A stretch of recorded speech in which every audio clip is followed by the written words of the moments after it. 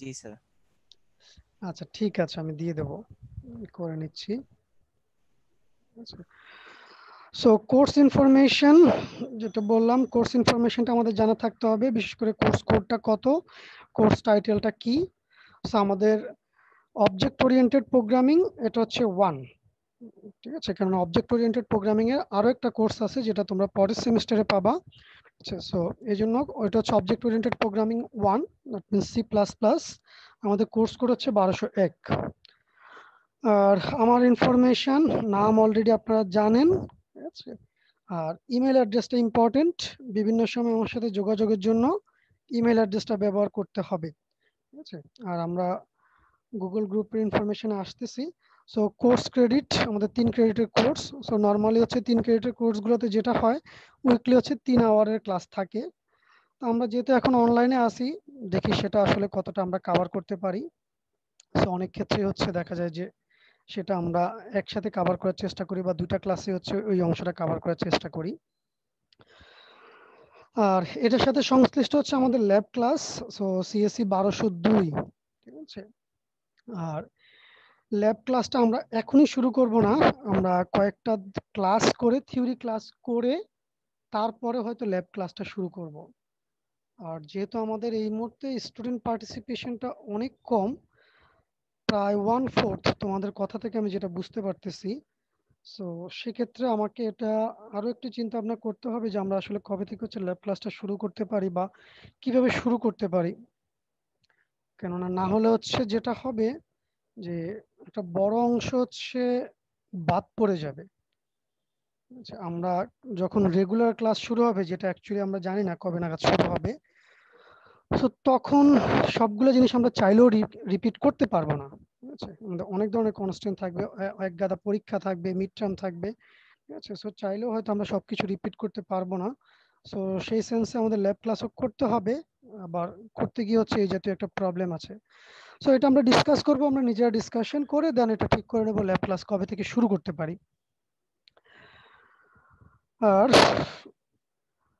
Programming language C++, সফটওয়্যারটা আমরা এটার জন্য যেটা ব্যবহার করি, আপনারা অলরেডি পরিচিত কোড ব্লকসের সাথে। সো সি এর জন্য কোড ব্লকস ইউজ করে আসছেন, আমি যদি ভুল না করে থাকি। C++-এর জন্য আমরা কোড ব্লকস ইউজ করব, যদিও মাইক্রোসফটের ভিজুয়াল স্টুডিও ব্যবহার করা যায়। সো আগে ব্যবহার করা হতো, কোড ব্লকস আসার পরে আসলে কোড ব্লকসে সবাই এত বেশি ফ্যামিলিয়ার হয়ে গেছে যে কোড ব্লকসটাই সাধারণত ইউজ করে বেশিরভাগ ক্ষেত্রে। সো যে কেউ চাইলে যে কোনোটা ব্যবহার করতে পারি। সো আমরা হয়তো কোড ব্লকসটাকে হয়তো ব্যবহার করব এক্সাম্পল বোঝানোর জন্য বা ল্যাবের জন্য। যদিও ল্যাবের জন্য এটা পুরোপুরি হচ্ছে আপনাদের কাছে, আপনারা যে যেটা প্রেফার করেন, কোনো সমস্যা নেই আমাদের ল্যাবের জন্য।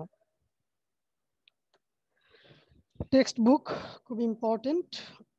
আমরা মেইন টেক্সট বুক হিসেবে বলতেছি হচ্ছে C++, the complete reference, Herbert শিল্ডের যে বইটা আছে। এছাড়াও এর সাথে বিভিন্ন সময় দেখা যাবে যে আমরা হয়তো কিছু রেফারেন্স বুক ব্যবহার করবো। রেফারেন্স বুক বলতে বোঝাচ্ছি আমরা হচ্ছে যে শুধু টেক্সট বইয়ের বাইরেও দেখা যাচ্ছে আপনাদের বিভিন্ন টপিক কভার করার জন্য ওই বইগুলোর হেল্প নেব, বা একই টপিক দেখা যাচ্ছে বিভিন্ন বইতেই আছে।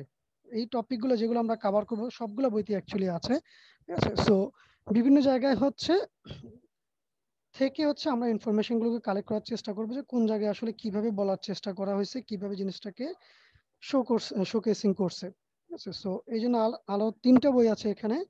তার মধ্যে যেটা আপনাদের জন্য পড়তে সুবিধা হবে, যেহেতু এটা হচ্ছে বেসিক্যালি একজন ইন্ডিয়ান রাইটার, বালাগুরি স্বামী, ঠিক আছে। এটা সম্ভবত তো এই রাইটারের বই পড়েছি আমরা। সো ওনার C++ এর উপরে বই আছে, object oriented programming with C++। আর হার্ভার্ড শিল্ডেরই আরেকটা বই আছে, টিচ ইউরসেলফ C++, ঠিক আছে। আর C++ এর আরেকটা বই রেফারেন্স হিসেবে আমরা অনেক সময় ব্যবহার করি, হচ্ছে বিজনেস স্টুডস্ট্র্যাপের। সেটা হচ্ছে the C++ programming language. Basically Stroustrup হচ্ছে C++ এর ফাউন্ডার, ঠিক আছে। প্রোগ্রামিং ল্যাঙ্গুয়েজটার ফাউন্ডার হচ্ছে এই বিজনেস স্টুডস্ট্র্যাপ। সো তার বইটাও অনেক ক্ষেত্রে আমরা ব্যবহার করতে পারি। নেক্সট ইম্পর্টেন্ট থিং হচ্ছে আমাদের কমিউনিকেশন, ঠিক আছে। সো আমাদের যখন অফলাইন কমিউনিকেশন ছিল, মানে রেগুলার ক্লাসরুম ছিল যখন, তখন আমরা এই অনলাইন কমিউনিকেশনটা করতাম সেটা হচ্ছে কি আমরা একটা কোর্স গ্রুপ মেনটেন করতাম, ঠিক আছে, যেটা হচ্ছে আমরা ব্যবহার করে হচ্ছে গুগল ক্লাসরুম। ঠিক আছে, গুগল ক্লাসরুমের সাথে আমাদের পরিচিতি আছে বলে আমি ধরে নিচ্ছি। আমাদের কি গুগল ক্লাসরুমের সাথে পরিচিতি আছে? অন্যান্য জি কোর্স স্যার। কোর্সগুলো অলরেডি গুগল ক্লাসরুমের সাথে হচ্ছে ইন্টিগ্রেট করা। সো আমাদের এই কোর্সটার জন্য আমরা গুগল ক্লাসরুম ব্যবহার করব। সো আমি মনে হয় এটা কিভাবে কি করতে হবে এটা ডেসক্রিপশনে আর যাচ্ছি না, ঠিক আছে। ক্লাসরুম কোডটা একটু নোট করে রাখতে পারি, ঠিক আছে, বা সবাই চাইলে এখনই জয়েন করে ফেলতে পারি।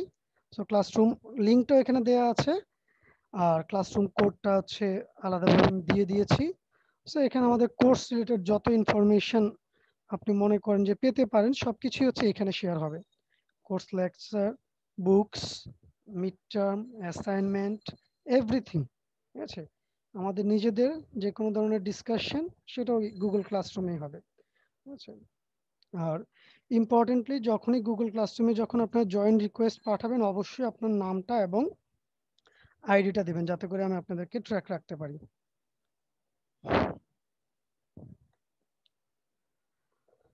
মার্কস ডিস্ট্রিবিউশন যেভাবে হয়ে আসছে বা এখনো যেভাবে চলমান আছে, আমাদের থিওরি কোর্স 100 মার্কস, তার মধ্যে ফাইনাল এক্সাম হচ্ছে 70 মার্কস, ঠিক আছে। আর মিড টার্ম এবং হচ্ছে ক্লাস পার্টিসিপেশন এই দুইটা মিলে হচ্ছে 30 মার্কস, ঠিক আছে। সো তার মধ্যে দুইটা মার্ক মিড টার্ম হচ্ছে 10 10 করে 20, ঠিক আছে, যেটা সাধারণত হচ্ছে আমরা দুইটা অ্যাভারেজ করি। যদি পসিবল হয় তাহলে আমরা অনেক তিনটা নেই, যেটা হয়তো এবার আপনাদের এই সেমিস্টারে পসিবল হবে বলে আমার মনে হয় না। সো দুইটার অ্যাভারেজ হচ্ছে আমাদের এখানে চলে আসবে।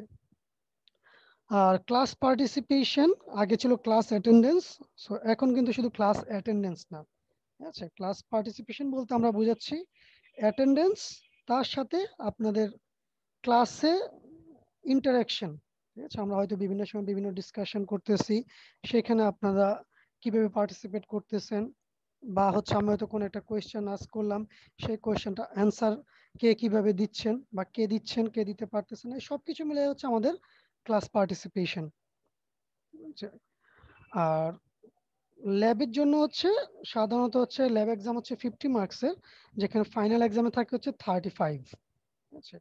আর একই রকম ভাবে হচ্ছে একটা ল্যাব এক্সাম হয়, যেটা হয়তো কুইজ হতে পারে, অ্যাসাইনমেন্ট হতে পারে, অথবা আলাদাভাবে একটা যে কোনো একটা দিন আমি হয়তো বলতে পারি যে আপনাদের আজকে একটা ল্যাব এক্সাম হবে।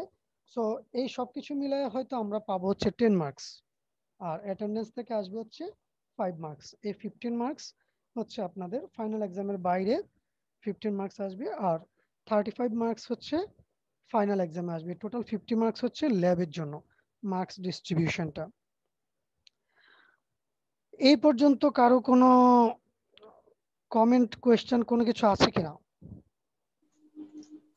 না হলে হচ্ছে আমি স্যার আপনাদের বইটা স্যার কত ন্যূনতম কত এডিশনের কিনলে ভালো হবে? বই ন্যূনতম কত এডিশন কিনলে ভালো হবে এই জাতীয় আসলে কোনো রিকমেন্ডেশন নেই, ঠিক আছে। আপনারা যদি পারেন লেটেস্ট এডিশনটা কিনবেন, ঠিক আছে। অনেকগুলা সফট কপি পাওয়া যায় অনলাইনে, ঠিক আছে। সেই সফট কপিটার সাথে যদি পসিবল হয় যে কোনো একটা লেটেস্ট এডিশন যে কেউ যদি কিনে থাকে, তার সাথে একটু কম্পেয়ার করে দেখবেন যে কতটুকু আসলে ডিফারেন্স। খুব বেশি ডিফারেন্স হয় না, ঠিক আছে। কিছু এক্সাম্পল সিনারিও বা কিছু কোয়েশ্চেন এগুলো হয়তো একটু একটু চেঞ্জ হয়, কারণ আমাদের এটা প্রোগ্রামিং ল্যাঙ্গুয়েজ তো। সো প্রোগ্রামিং ল্যাঙ্গুয়েজে তো আসলে খুব বেশি চেঞ্জ হওয়ার কোনো কিছু নাই, ঠিক আছে। সো সেই দিক থেকে হচ্ছে আপনারা আবার খুব বেশি ওল্ড এডিশনে যাবেন না, কেননা সেখানে হয়তো অনেক ধরনের কারেকশন থাকে, ঠিক আছে, যেগুলো হচ্ছে পরবর্তী ভার্সনগুলোতে চলে আসে। সো এই জন্য খুব ওল্ডার ভার্সনে না গিয়ে দেখা যাচ্ছে লেটেস্ট এডিশনের চেয়ে একটা বা দুটো এডিশন প্রিভিয়াস হলো আসলে এটা খুব একটা সমস্যা আমি মনে করি না, ঠিক আছে। সো সফট কপি কিনেন, হ্যাঁ সফট কপি অনলাইন থেকে কালেক্ট করেন অথবা হার্ড কপি কিনেন, সমস্যা নেই, বাট একদম লেটেস্ট না হলেও কাছাকাছি একটা এডিশন রাখার চেষ্টা করবেন, ঠিক আছে। জি স্যার। আর কারো কোনো কনফিউশন বা কোনো কোয়েশ্চেন?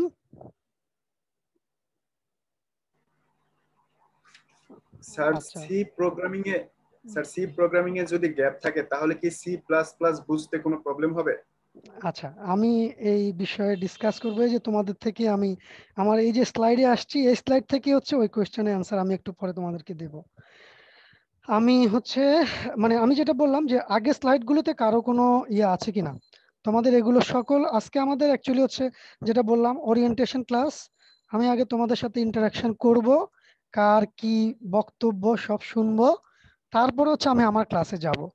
আজকে সব তোমাদের কাছ থেকে শুনবো। যেটা বললাম যে আগে যে ইয়েগুলো আলোচনা করলাম সেখানে কোনো ধরনের কোয়েশ্চেন আছে কিনা, যদি না থাকে তাহলে হচ্ছে এখন তোমাদের পরিচয় আমি জানবো। ঠিক আছে, তোমাদের পরিচয় জানবো বলতে হচ্ছে এই জিনিসগুলো আমি জানতে চাই তোমাদের কাছ থেকে, এই স্লাইডে যে জিনিসগুলো আছে। সো আমার মনে হয় প্রত্যেকে একসাথে বলাটা, তো এখানে যেহেতু ক্লাসরুম না, আমি বেঞ্চের এক কোণা থেকে শুরু করতে পারতেছি না। সো বেটার হচ্ছে আমি এখানে যেভাবে নামগুলো দেখতে পাচ্ছি সেখান থেকে হচ্ছে আমি ইয়ে করার চেষ্টা করতেছি। অঙ্কন কর্মকার, তোমার সম্পর্কে একটু জানবো। স্যার আমি অঙ্কন কর্মকার, হুম হুম। আমার বাড়ি কোটলীপাড়া গোপালগঞ্জ, আর আমার কম্পিউটার আছে। ওকে। আর হচ্ছে বিএসসি প্রোগ্রাম কমপ্লিট কইরা স্যার সত্য কথা বলতে স্যার আমার সবচেয়ে বড় ইচ্ছা মানে প্রথম দিকে আগে আগে যে ইচ্ছা ছিল সেটা হচ্ছে মেডিকেলে পড়বো বা ডাক্তার হবো, সেই ইচ্ছা ছিল। কিন্তু এখন ইচ্ছা চেঞ্জ করে এখন হচ্ছে ইচ্ছা হচ্ছে গিয়ে যে আমি কোনো ভার্সিটির টিচার হবো, এটা আমার সবচেয়ে বড় ইচ্ছা। তো আমার জন্য স্যার আশীর্বাদ করবেন, আমি যেন কোনো একটা ভার্সিটির টিচার হইতে পারি। আচ্ছা, অঙ্কন কর্মকার। দেন আসিফ।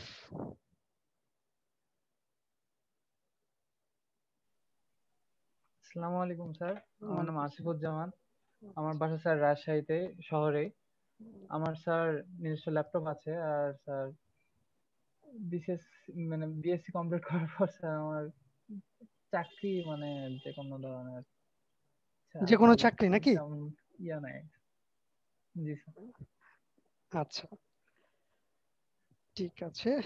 আহ এতাশিমুল নাহিদ, আমি কি উচ্চারণ ঠিক মতো করেছি? আসসালামু আলাইকুম। জি স্যার, করছেন। Okay fine. স্যার আমার নাম হচ্ছে মোহাম্মদ এহতাসিমুল হক নাহিদ। আমি স্যার ঢাকা সিটি কলেজ থেকে, হোম টাউন চট্টগ্রাম। আমার কম্পিউটার আছে স্যার।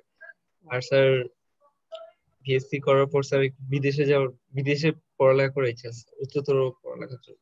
ওকে ফাইন। ইসরাত এলমা। স্যার আসসালামু আলাইকুম। স্যার আমি ইশরাত জাহান ইলমা, আমি নওগাঁ সদর থেকে, কম্পিউটার আছে। আর বিএসসি কমপ্লিট করার পর এখনো সিচুয়েশনের উপর ডিপেন্ড করবে। কিছু এখনো চিন্তা করতে পারি নাই, তাই তো? জি স্যার। বললাম তখনকার পরিস্থিতি বিবেচনা করে ডিসিশন নেব কি করব। জি স্যার। আচ্ছা, ফাহিম হাসান। Okay, ঠিক আছে। ফাহিম হাসান, হ্যাঁ আমি মনে হয় ঠিক উচ্চারণ করেছি। আসসালামু আলাইকুম স্যার। ওয়ালাইকুম আসসালাম। স্যার আমি ফাহিম হাসান, আমি হচ্ছে যশোর থেকে। আচ্ছা, আর হচ্ছে স্যার আমার কম্পিউটার। কম্পিউটার আছে। জি স্যার। আচ্ছা, সো বিএসসি তে তো ভর্তি হয়ে গেছি, শেষ করে কি করব? স্যার আমার বাইরে যাওয়ার ইচ্ছা। বাইরে যাওয়ার ইচ্ছা আছে। ওকে, সো যেটা ইন্টারেস্টিং, যে জন্য হচ্ছে ইনফরমেশন গুলো কালেক্ট করতেছি, দেখো আমি মনে হয় 6 জনকে জিজ্ঞাসা করলাম, 6 জন 6টা ডিস্ট্রিক্ট থেকে, এখনো সেম মানে রিপিট হয় নাই কোনো ডিস্ট্রিক্ট। ইন্টারেস্টিং। ইমামুল হক রাফি। আসসালামু আলাইকুম স্যার, আমি মোহাম্মদ ইমামুল হক রাফি, আমার হোম ডিস্ট্রিক্ট মানিকগঞ্জ। আমার মানিকগঞ্জ। নিজস্ব কম্পিউটার আছে। আর স্যার আমার বিএসসি কমপ্লিট করার পর গভর্নমেন্ট জব করার ইচ্ছা। গভর্নমেন্ট জব করার ইচ্ছা। ওকে, ইমামুল হক। দেন আবুল বাশার শুভ। স্যার আসসালামু আলাইকুম, আমার নাম মোহাম্মদ আবুল বাশার শুভ। আমার হোম ডিস্ট্রিক্ট হচ্ছে নোয়াখালী স্যার। আমার নিজস্ব কম্পিউটার আছে। আর আমার মানে আফটার বিএসসি স্যার বাইরে যাওয়ার ইচ্ছা আর কি, উচ্চতর শিক্ষার জন্য। উচ্চতর শিক্ষার জন্য। ওকে, নাজনীন শিরিন। নাজনীন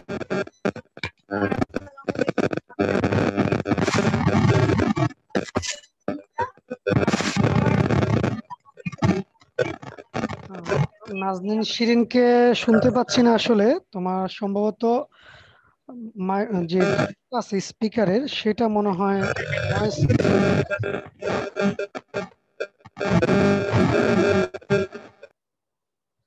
নাজনীন শিরিনকে আমরা ভালোভাবে শুনতে পাচ্ছি না। রাকিব হাসান, রাকিব আমাদের সিআর যদি ভুল না করে থাকি। আসসালামু আলাইকুম স্যার। জি স্যার, ওয়ালাইকুম আসসালাম। আমি এম রাকিব হাসান। আমার প্রেজেন্ট অ্যাড্রেস ঢাকা আর হচ্ছে হোম টাউন হচ্ছে মুন্সিগঞ্জ। আর হ্যাঁ, আমার ডেস্কটপ আছে বাসায় একটা। আর হচ্ছে স্যার বিএসসি প্রোগ্রামে শেষ করার পর ইচ্ছা হচ্ছে সফটওয়্যার ইন্ডাস্ট্রির দিকে যাওয়ার, এন্টারপ্রেনারশিপের ইচ্ছা। ওকে, এন্টারপ্রেনিয়রশিপ। দেন হচ্ছে রায়হান। আসসালামু আলাইকুম স্যার, আমি মোহাম্মদ ওয়ালিউল ইসলাম রায়হান। আমার গ্রামের বাড়ি হচ্ছে স্যার শরীয়তপুর। আর আমার ডেস্কটপ পিসি রয়েছে। আর স্যার বিএসসি কমপ্লিট করার পর আমার ইচ্ছা হচ্ছে স্যার ইউএসএ তে যাব পড়াশোনার জন্য। আর সেখানেই স্যার নেটওয়ার্ক সিকিউরিটি বা ইথিক্যাল হ্যাকিং এর উপর চাকরি বা জব খোঁজা। আচ্ছা, ওকে রায়হান। দেন শুনবো হচ্ছে সাবিকুন শাহরিয়া। আসসালামু আলাইকুম স্যার, আমি সাবিকুন নাহা শাহরিয়া। হোম ডিস্ট্রিক্ট হচ্ছে ফেনী। নিজস্ব কম্পিউটার নেই, ভাইয়ারটা ইউজ করতেছি। আর আফটার বিএসসি হচ্ছে স্যার কোনো আইটি ফার্মে জব করা। ওকে, তারপরে শহীদুল ইসলাম। আসসালামু আলাইকুম স্যার, আমি শহীদুল ইসলাম, হোম ডিস্ট্রিক্ট রাজশাহী। আমার নিজস্ব কম্পিউটার ছিল, নষ্ট হয়ে গেছে, ওটা এখন আর নাই। আর পড়ালেখা শেষ করে আমি ভালো প্রোগ্রামার হতে চাই। ওকে, আচ্ছা, আমি কি এখনো পর্যন্ত কোনো রিপিটেড ডিস্ট্রিক্ট কি পেয়েছি? খুব সম্ভবত না, তাই না? আপনার তো মনে হচ্ছে মোস্ট ভার্সেটাইল ব্যাচ, মানে আমি যাদেরকে পেয়েছি এখনো পর্যন্ত। শামীম আহমেদ।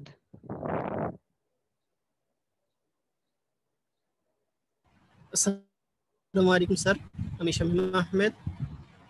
আমার হোম ডিস্ট্রিক্ট হচ্ছে শরীয়তপুর। নিজস্ব ল্যাপটপ আছে আর হচ্ছে গিয়ে বিএসসি কমপ্লিট করার পর শিক্ষকতা করার ইচ্ছা আছে। আচ্ছা, শারাফাত।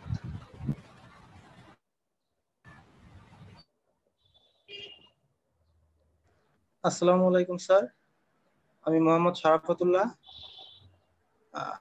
আমি হচ্ছে ঝালকাঠি থেকে আসছি। আমার নিজস্ব ল্যাপটপ আছে। আর আফটার বিএসসি অ্যাব্রোডে যাওয়ার ইচ্ছা আছে। শ্রাবন্তী।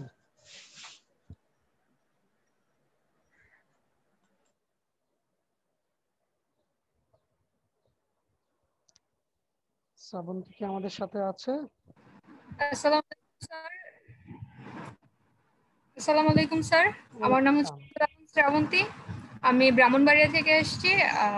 আমার নিজস্ব ল্যাপটপ আছে এন্ড বিএসসি করার পর মাস্টার্স সফটওয়্যার ইঞ্জিনিয়ারের উপর বাইরে যাওয়ার ইচ্ছা আছে। আচ্ছা, তানভীরুল ইসলাম। আসসালামু আলাইকুম স্যার। ওয়ালাইকুম আসসালাম। স্যার আমি মোহাম্মদ তানভীরুল ইসলাম, গ্রামের বাড়ি পটুয়াখালী। আর নিজস্ব ল্যাপটপ আছে। আর স্যার দেশের বাইরে যাওয়ার ইচ্ছা আছে স্যার বিএসসির পর। আচ্ছা, খুবই ভালো কথা। তোমাদের সবার ফিউচার প্ল্যান শুনে ভালো লেগেছে। আমি এখন হচ্ছে তোমাদেরকে কিছু কোয়েশ্চেন আস্ক করব, সেগুলোর রেসপেক্টে তোমরা তোমাদের এইখানে নিচে যে একটা অপশন আছে বেশ কিছু ইয়েস যে বাটনটা, তোমরা সেটা হচ্ছে তোমাদের ইয়ে থেকে হচ্ছে প্রেস করবা। বিএসসি কমপ্লিট করার পরে কম্পিউটার সায়েন্স থেকে পড়াশোনা করে কি করা যায়, আমাদের কি আইডিয়া আছে বা কয়জনের আইডিয়া আছে কম্পিউটার সায়েন্স পড়াশোনা করে আমরা কি করতে পারি আসলে? স্যার আংশিক আইডিয়া আছে, মানে পার্শিয়াল, মানে 100% কমপ্লিট না। 100% কমপ্লিট না। ওকে, এবার একটু শুনি দেখি কি আইডিয়া আছে। মানে কোন কোন সেক্টর আছে আমাদের কাছে খোলা, এরকম কিছু স্যার?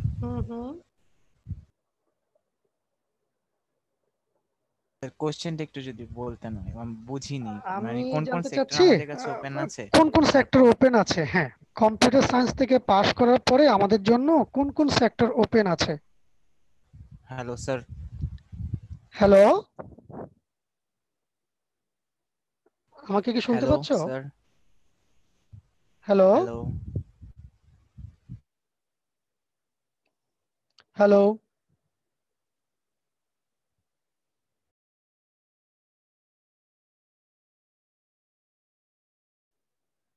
হ্যালো, আমাকে কি শুনতে পাচ্ছো? স্যার। হ্যাঁ, জি স্যার, শুনতে এতক্ষণ পাচ্ছি শোনা স্যার। যাচ্ছিল না স্যার। হ্যাঁ, এখন শোনা আচ্ছা যাচ্ছে। আচ্ছা আচ্ছা। সো আমি ডিসকানেক্ট হয়ে গেছি, তোমরা ডিসকানেক্ট হওয়ার আগেই।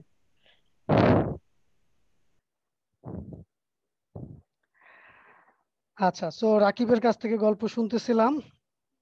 রাকিব, বলো দেখি কি ইনফরমেশন আছে তোমার কাছে, বিএসসি শেষ হওয়ার পর আমরা কি করতে পারি? স্যার, এমএসসি করার একটা স্কোপ থাকে বাইরে বা অ্যাব্রোডে বা কান্ট্রিতে। আচ্ছা, আর জব ফিল্ডের ক্ষেত্রে?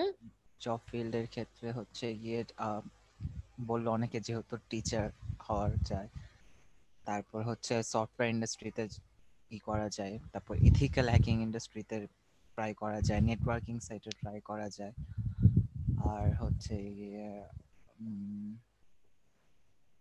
ওয়েব ডেভেলপিং সাইডে যাওয়া যায়। এই তো স্যার। আচ্ছা, আর কারো কোনো কমেন্ট? আর sir competitive programmer, professional programmer. Yes sir. আচ্ছা,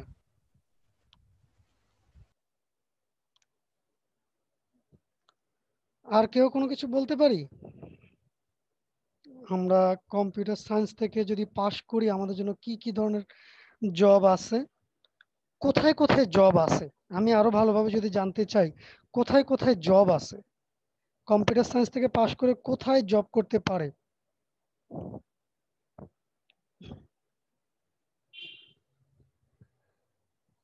স্যার যেমন স্যার ব্যাংকের বিভিন্ন আইটি সেক্টর গুলোতে, স্যার ব্যাংকের যেমন নিরাপত্তার জন্য যে ওরা যে আইটি সেক্টর গুলো আছে ওগুলাতে স্যার, স্পেসিফিক ব্যাংকের যদি বলি আইটি সেক্টর, এগুলাতে স্যার জব করা যায় স্যার, এরকম আর কি স্যার, একটুকুই জানি আর কি স্যার। আর এই রাকিব যেগুলো বলছি এগুলা, তার সাথে আমি একটু অ্যাড করতে যাচ্ছি ব্যাংকের বিভিন্ন আইটি সেক্টর গুলোতে আর কি স্যার, নিরাপত্তা, সাইবার স্পেশালিস্ট হিসেবে।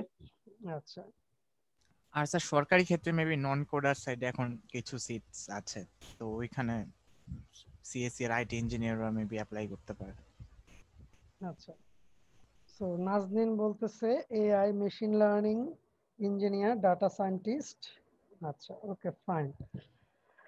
আচ্ছা, খুবই ভালো কথা যে তোমরা অ্যাটলিস্ট এই পর্যায়ে, তোমরা মাত্র হচ্ছে সেকেন্ড সেমিস্টার, আমি যদি করি তোমাদের ফার্স্ট সেমিস্টারের পরীক্ষাও হয়নি। আচ্ছা, সো আমরা অলরেডি এই জিনিসটা সম্পর্কে আইডিয়া আছে যে আমরা যদি এই সাবজেক্টটা ভালোভাবে পড়াশোনা করি আমরা কোন কোন জায়গায় যেতে পারবো। যারা শিক্ষকতার কথা বলতেছো, যারা হচ্ছে গভর্নমেন্ট জবের কথা বলতেছো, সো আমি ওগুলোকে ফোকাস করতে চাই না। তার কারণ কি? তার কারণ হচ্ছে এই চাকরি অন্য যে কোনো সাবজেক্টের জন্য আছে, রাইট? তোমার জন্য, তুমি এই পার্টিকুলার সাবজেক্টে যদি পড়াশোনা করো তাহলে তোমার জন্য কি ধরনের চাকরি আছে, যেমন বললাম ব্যাংকের আইটি, স্পেসিফিক্যালি এটা তোমাদের জন্য, এটা শুধু কম্পিউটার সায়েন্স বা এই রিলেটেড সাবজেক্টে যারা পড়াশোনা করতেছে সিএসসি বা আইটি তাদের জন্য। অনেকেই হচ্ছে স্পেসিফিক বেশ কিছু টার্মের কথা বললে, cyber security specialist, IT specialist, data analyst, ঠিক আছে, সব বিভিন্ন, নেটওয়ার্ক অ্যানালিস্ট, নেটওয়ার্ক ইঞ্জিনিয়ার, ঠিক আছে, ওয়েব ডেভেলপার। সো আমাদের এখানে আমি যদি মেজরলি যদি ক্যাটাগরাইজ করি, ঠিক আছে, আমাদের এখানে কি কি ধরনের ফিল্ড আছে, ট্র্যাক আছে। একটা হচ্ছে সফটওয়্যার ডেভেলপমেন্ট, যারা প্রোগ্রামিং পছন্দ করে তাদের জন্য হচ্ছে, অ্যাকচুয়ালি এটা বলাটা ভুল হবে, তার কারণ হচ্ছে কম্পিউটার সায়েন্সে ভর্তি হয়েছি মানে হচ্ছে আমাকে প্রোগ্রামিং জানতে হবে, ঠিক আছে, এটা আমি ওই ব্যাংকের আইটিতে যাই আর হচ্ছে ওয়েব ডেভেলপার হই, যেখানেই যাই না কেন, ইভেন গভর্নমেন্ট জবেও যদি যাই, দেখা যাবে আমি যেহেতু আইটি ব্যাকগ্রাউন্ড থেকে আসছি, আমার কাছ থেকে এক্সপেকটেশন থাকবে যে আমার কাছে হচ্ছে কিছু কোডিং রিলেটেড কোনো একটা প্রবলেম হলেই আমাকে ডাকা হবে। ঠিক আছে, সো সেই হিসেবে হচ্ছে আমার কোডিং নলেজটা আমার লাগবেই। ঠিক আছে, সো এটাকে স্কিপ করার কোনো ওয়ে নেই। দেন যদি বিভিন্ন ক্যাটাগরির যদি ইয়ের কথা বলি, সফটওয়্যার ডেভেলপমেন্ট, ওয়েব ডেভেলপমেন্ট, ঠিক আছে, নেটওয়ার্ক আরেকটা সেক্টর, ঠিক আছে, ডাটাবেজ ইঞ্জিনিয়ার, ঠিক আছে, ডাটাবেজ আরেকটা বড় সেক্টর। ঠিক আছে, আমরা যখন ডাটাবেজ কোর্স পড়বো তারপরে ওই যে ওইগুলো সম্পর্কে জানতে পারবো, নেটওয়ার্কিং যখন করব তখন সেটা সম্পর্কে জানতে পারবো। নেটওয়ার্কিং আরেকটা বড় ফিল্ড, ঠিক আছে, ডাটাবেজ একটা বড় ফিল্ড, সফটওয়্যার ডেভেলপমেন্ট একটা বড় ফিল্ড, ঠিক আছে, সিকিউরিটি একটা বড় ফিল্ড। আমরা কোথায় যেতে পারি? ঠিক আছে, অনেকে বিদেশ যাব বলছি, অনেকে বাইরে হায়ার স্টাডি করব বলতেছি। আমি দুই একজনের কাছ থেকে এই জাতীয় রেসপন্স এক্সপেক্ট করতেছিলাম যে আমি গুগলে যাব বা আমি মাইক্রোসফটে যাব। কেউ কি সাহস করে বলতে পারে নাই নাকি ওইখানে যে আমরা যেতে পারি সেটাও আমরা জানি না? আমরা কি জানি যে আমরা ওইখানে জব করতে পারি? আমরা যে ফেসবুক ব্যবহার করতেছি ওইখানে আমি জব করতে পারি, সেটা কি আমরা জানি? জি স্যার, জানি স্যার। জানি স্যার, কিন্তু মানে আমরা কি এই দ্বিধান্বিত অবস্থায় আছি যে আমরা কি এখানে যেতে পারবো নাকি অ্যাকচুয়ালি ইচ্ছেই নাই?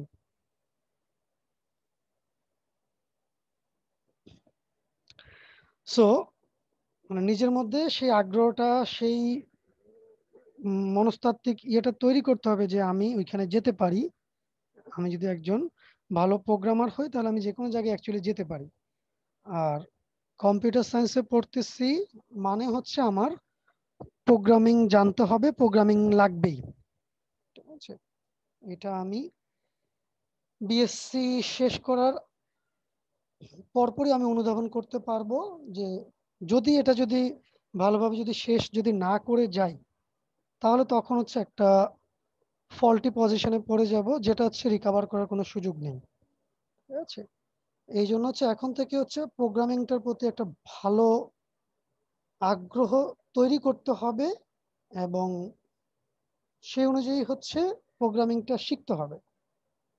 যেমন একজন জিজ্ঞাসা করতেছিলে যে সি প্রোগ্রামিংটা যদি ভালোভাবে যদি শিখে না আসি সি প্লাস প্লাস করতে কোনো সমস্যা হবে কিনা। আচ্ছা, সি শিখে না আসলে সি প্লাস প্লাস শিখতে কোনো সমস্যা নাই, কিন্তু সি হচ্ছে আমাদের যে কোনো, আমরা বলে থাকি যে সি হচ্ছে আমাদের যে কোনো প্রোগ্রামিং এর বেজ। ঠিক আছে, কারণ আমরা শুরুই করি হচ্ছে সি দিয়ে, তারপরে সেটাকে আমাদের বেস বা ভিত্তি ধরে হচ্ছে পরবর্তী যে সমস্ত প্রোগ্রামিং ল্যাঙ্গুয়েজ গুলো আছে সেগুলোকে হচ্ছে জানার চেষ্টা করি, বোঝার চেষ্টা করি, সেই অনুযায়ী কাজ করার চেষ্টা করি। ঠিক আছে, এখন কারো যদি সিতে যদি ল্যাকিং থাকে, ঠিক আছে, সিতে কারো ল্যাকিং থাকতেই পারে, ঠিক আছে, তো সেক্ষেত্রে তাকে যে কাজটা করতে হবে সি প্লাস প্লাসটা বা পরবর্তী যে সমস্ত যে কোনো প্রোগ্রামিং ল্যাঙ্গুয়েজই এক্সপার্ট হতে পারে, তার জন্য অন্য প্রোগ্রামিং ল্যাঙ্গুয়েজের সাথে সংশ্লিষ্টতা নেই বললেই চলে। যে কেউ শুধু জাভা প্রোগ্রামিংটাই ভালো করতে পারে, কেউ শুধু সি প্লাস প্লাস প্রোগ্রামিংটাই ভালো পারতে পারে, কেউ শুধু সি প্রোগ্রামটাই ভালো পারতে পারে।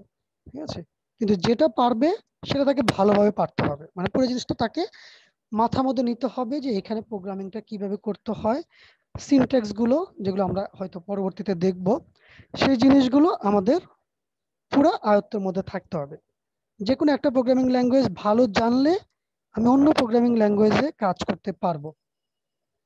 কাজ করতে পারবো মানে আমি ওইটাতে এক্সপার্ট হব সেটা আমি বলতেছি না, আমি এক্সপার্ট যে কোনো একটাতে, ঠিক আছে, কিন্তু অন্য যে কোনো প্রোগ্রামিং ল্যাঙ্গুয়েজে আমি কাজ করতে পারবো, কারণ ওইখানে পার্থক্য হবে কিছু সিনট্যাক্স গত। ঠিক আছে, কেননা বেসিক যে মডেল বা বেসিক যে থিম প্রোগ্রামিং করার সেটা সবগুলো আমাদের একই রকম। ঠিক আছে, সো এই জন্য হচ্ছে আমাদের যে কোনো একটা প্রোগ্রামিং ল্যাঙ্গুয়েজটা ভালোভাবে জানতে হবে। সো এখন আমি যে জিনিসটা জানতে চাই আসলে তোমাদের কাছ থেকে, তোমাদের সি প্রোগ্রামিং ল্যাঙ্গুয়েজটা কি অবস্থা, বা সি প্রোগ্রামিং ল্যাঙ্গুয়েজটা ক্লাস কে নিয়েছে? জুলফিকার স্যার নিছে। জুলফিকার স্যার নিয়েছে। জুলফিকার স্যার, হ্যাঁ। আশা করি ভালো একটা ইয়ে হওয়ার কথা। সো ক্লাস স্যার কবে শেষ করেছেন? বেশ কয়েকদিন আগে, বেশ কয়েকদিন আগে, মানে তোমাদের এই সেমিস্টার শুরুর আরো আগেই শেষ করে ফেলছে। হ্যাঁ হ্যাঁ হ্যাঁ। আচ্ছা, সো সি কেমন পারি আমরা, মানে কতটুকু আমরা কভার করতে পেরেছি বা নিজেরা কতটুকু বুঝতে পেরেছি বলে নিজেরা মনে করতেছি? বেশিরভাগই মনে হয় মোটামুটি পারার কথা, মানে স্যার অনেক টাইম নিয়ে বুঝাইছেন। Excellent excellent. স্যার মোটামুটি পারি, মানে বেসিক্যালি জিনিসগুলো মোটামুটি বুঝি, কিন্তু কন্টেস্টে গেলে সমস্যা হয় অনেক। কন্টেস্টে গেলে সমস্যা হয়। আচ্ছা, কন্টেস্টের সাথে নর্মাল যদি আমরা সি বা সি প্লাস প্লাস বা জাভা প্রোগ্রামিং ল্যাঙ্গুয়েজের যে ক্লাস, সেটা থিওরি ক্লাসের কথা যদি বলি বা ল্যাবের কথা যদি বলি, সেখানে একটা পার্থক্য আছে। আচ্ছা, সি সি প্লাস প্লাস বা জাভা এগুলো হচ্ছে তোমাকে শেখাচ্ছে প্রোগ্রামিংটা কিভাবে করতে হবে, আচ্ছা, কোডিংটা কিভাবে করতে হবে। সি ল্যাঙ্গুয়েজ দিয়ে তোমাকে কোডিংটা কিভাবে করতে হবে, বা সি প্লাস প্লাস ল্যাঙ্গুয়েজে তোমাকে কোডিংটা কিভাবে করতে হবে, বেসিক যে সিনট্যাক্স গুলো আছে, বেসিক যে রুলস গুলো আছে, ঠিক আছে, সেই জিনিসটা তোমাকে শেখানো হচ্ছে। আর প্রোগ্রামিং কন্টেস্টের জন্য তুমি হচ্ছে এই জাতীয় যে কোনো একটা প্রোগ্রামিং ল্যাঙ্গুয়েজকে ব্যবহার করবা। আচ্ছা, ব্যবহার করব কিসের জন্য? কোনো একটা পার্টিকুলার প্রবলেম সলভ করার জন্য, কারণ সেখানে আমাকে একটা পার্টিকুলার প্রবলেম উল্লেখ করে দেয়, তাই না? আচ্ছা, আমাকে একটা প্রবলেম উল্লেখ করে দেয় কন্টেস্টের মধ্যে, এই প্রবলেমটা আমাকে সলভ করতে হয়। আচ্ছা, সো এই প্রবলেমটা সলভ করতে গেলে আমাদের অ্যাকচুয়ালি লাগে হচ্ছে অন্য কিছু নলেজ, ঠিক আছে? অন্য কিছু নলেজ বলতে যেমন কি, যেমন এই প্রবলেমটাকে কিভাবে সলভ করা যায়, তার মানে হচ্ছে তোমাকে এখানে হচ্ছে একটু মাথা খাটাতে হবে, ঠিক আছে? তোমার কিছু অ্যানালাইটিক্যাল স্কিল দরকার হবে যে এই প্রবলেমটাকে কিভাবে সলভ করা যায়। প্রবলেমটাকে কিভাবে সলভ করা যায় এইটার জন্য কিন্তু আমার প্রোগ্রামিং ল্যাঙ্গুয়েজ দরকার নাই, ঠিক আছে? প্রোগ্রামিং ল্যাঙ্গুয়েজটা দরকার হবে কখন? যখন আমি এটা একটা সলিউশন পেয়েছি যে হ্যাঁ, এটাকে এইভাবে এইভাবে যদি আমি করি, স্টেপ বাই স্টেপ যদি সলিউশন করার চেষ্টা করি, তাহলে এই প্রবলেমটা একটা সলিউশন পাওয়া যাবে। তখন হচ্ছে আমি একটা পার্টিকুলার কোডিং ল্যাঙ্গুয়েজ চুজ করি যে আমি এটা সি দিয়ে তাহলে করব, অথবা সি প্লাস প্লাস দিয়ে করব, অথবা পাইথন দিয়ে করব, অথবা জাভা দিয়ে করব। আচ্ছা, সো সেইখানে তখন চলে আসবে হচ্ছে ওই অ্যালগরিদমিক নলেজ বা ডাটা স্ট্রাকচারের নলেজ, ঠিক আছে? ওই টাইপের নলেজগুলো তখন আমাদের দরকার হয়ে যাবে। সো প্রোগ্রামিং ভালো পারতেছি না মানে যে আমি কোডিং ভালো পারি না, ব্যাপারটা কিন্তু এরকম না।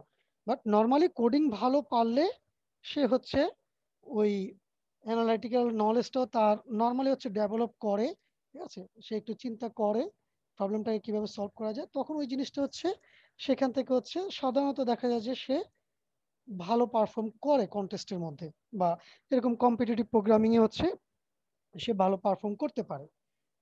সো এই জন্য হচ্ছে নর্মালি আমরা হচ্ছে এনকারেজ করি সবাইকে হচ্ছে প্রোগ্রামিং কন্টেস্টে পার্টিসিপেট করার জন্য, তাহলে তার কোডিং স্কিলটাও ডেভেলপ হবে, প্লাস তার অ্যানালাইটিক্যাল স্কিলটাও ডেভেলপ হবে, ঠিক আছে? মানে অ্যালগরিদমিক স্কিল, যে কোনো একটা প্রবলেমকে সলিউশন করার জন্য যে ইনোভেটিভ চিন্তা ভাবনা, সেই জিনিসটা ডেভেলপ হবে।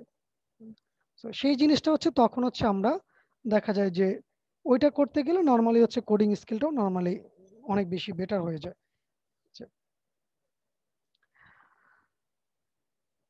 সো এই হচ্ছে মোটামুটি আমাদের কোর্স রিলেটেড কথাবার্তা, বা হচ্ছে আমরা এখানে কি কাজ করব সেগুলো নিয়ে হচ্ছে আমরা একটু জানার চেষ্টা করলাম বা বোঝার চেষ্টা করলাম। আমার স্লাইডটা কি দেখা যাচ্ছে? জি না স্যার। স্লাইড দেখা না যাচ্ছে স্যার। না।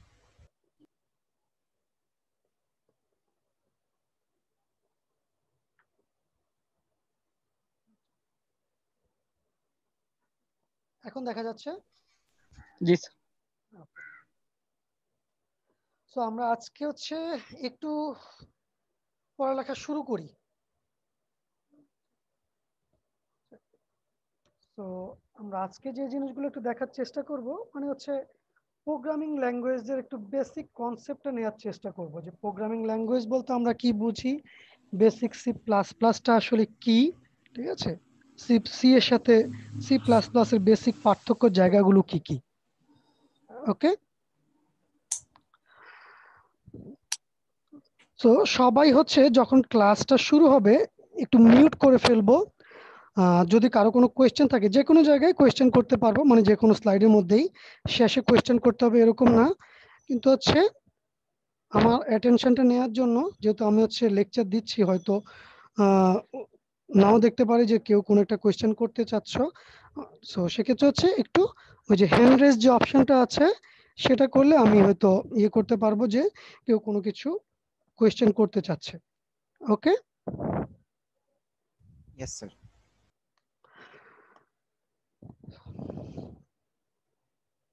So what is the language? ভাষা কি কেউ বলতে পারবো? বলেন দেখি কে কি বুঝি ভাষা বলতে। স্যার ভাব প্রকাশের মাধ্যম। ভাব প্রকাশের মাধ্যম, আচ্ছা। আর আর কোনো কিছু? One kind of communication way. আচ্ছা, কমিউনিকেশন, যোগাযোগের মাধ্যম বা ভাব প্রকাশের মাধ্যম। সো অ্যাকচুয়ালি সেটাই, আচ্ছা। সো যেটা বলা হচ্ছে language is structured system of communication. আচ্ছা, সো এখানে একটা আমরা বললাম যে কমিউনিকেশন যোগাযোগের মাধ্যম বা ভাব প্রকাশের মাধ্যম। সো এই যে method of communication, but importantly যে স্ট্রাকচার্ড মেকানিজম অফ কমিউনিকেশন। আচ্ছা, সো এই স্ট্রাকচার্ড বলতে আসলে আমরা কি বোঝাচ্ছি, সেই স্ট্রাকচারের মধ্যে আসলে কি থাকে। তো সেখানে আমরা যদি দেখার চেষ্টা করি দেখা যায় সেখানে একটা সিমান্টিক্স বলে একটা জিনিস থাকে। সিমান্টিক্স বলতে হচ্ছে আমরা যে কথা বলতেছি এটা একটা অর্থ থাকবে, রাইট? মানে আমি যার সাথে কমিউনিকেশন করতেছি সে আমার কথাটা বুঝতে পারবে।